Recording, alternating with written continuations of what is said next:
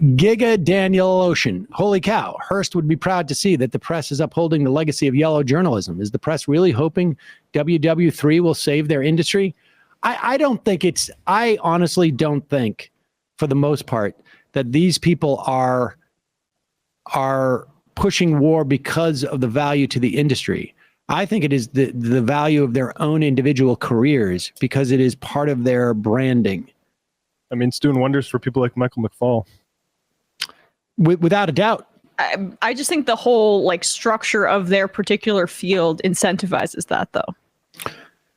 I think so. It's just like a self-selecting process in terms of who wants to be in on the action.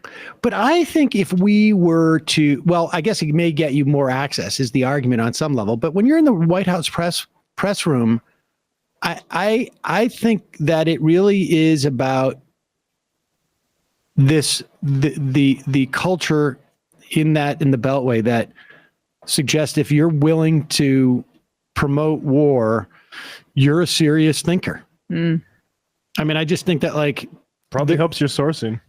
Well, it might, but if you're White House press, it's sort of irrelevant, right? I mean, those people don't. I guess it's separate and distinct from foreign correspondence, where I think maybe my critique applies more, but and also Matt's because of the sourcing. Without a doubt, undoubtedly, beat sweetener type of situation, and also I think some people are either inclined to be pro-war or specifically anti-war if they become a war correspondent. Like it's not like I'm neutral about the whole war thing. No type of situation. I mean, just look at what's his name, Richard Engel, and then you get a sense. Yes. I think this is a guy who's like, if I could embed with the airborne Rangers every time, I would do it.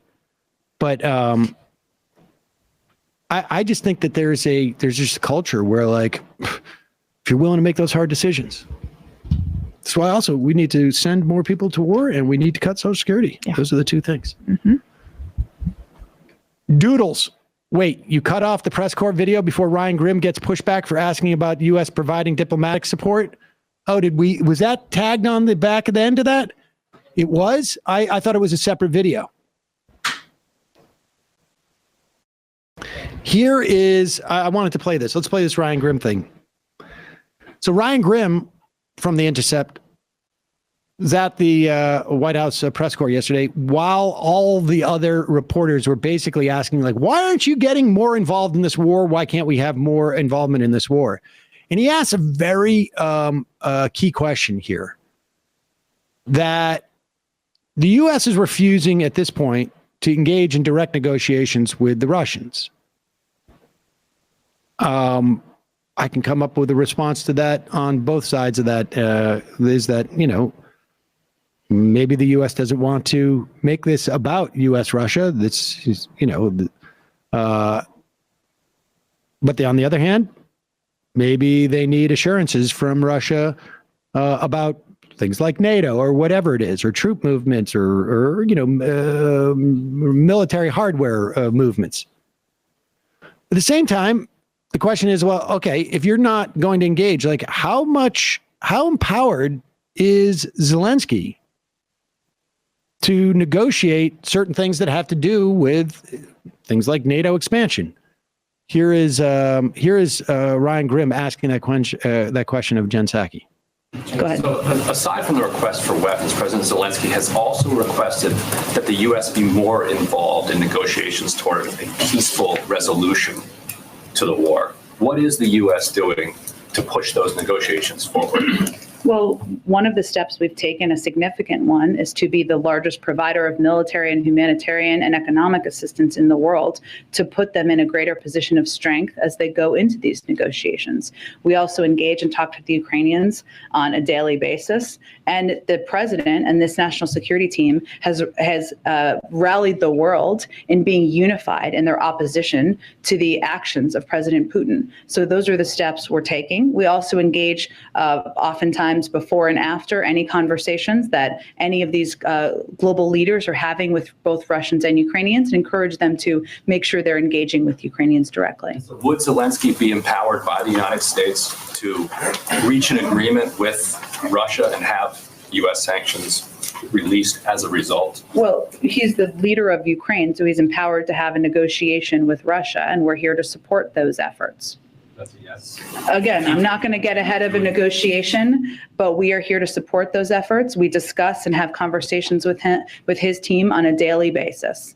Go ahead, George. All right, this is really important because, Grim asked, what is the U.S. doing to further the negotiations? And her response is, well, we're basically empowering Ukraine so that when they enter into these negotiations, they have more leverage. More leverage. Yeah. Exactly.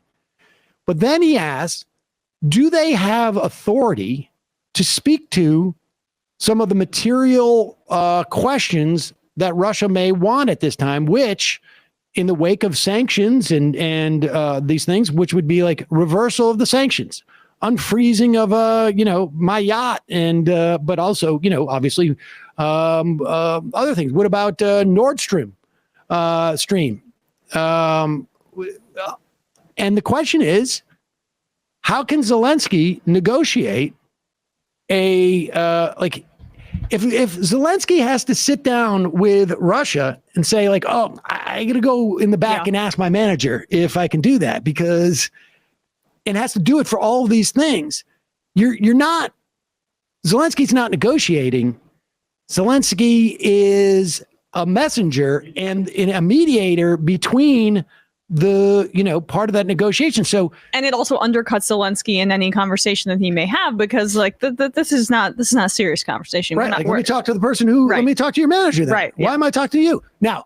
With that said, it's also possible. Just we should be aware of this so that we have like a really a 360 view of this. Is that the administration doesn't want to say what Zelensky has the authority to bring, because there's a reason why.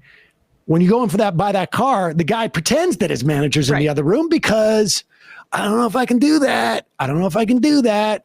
That's all part of the negotiation. I think that's part of it too. Right. It certainly could be. Yes. And so people should be aware of that. But the question is really an important one.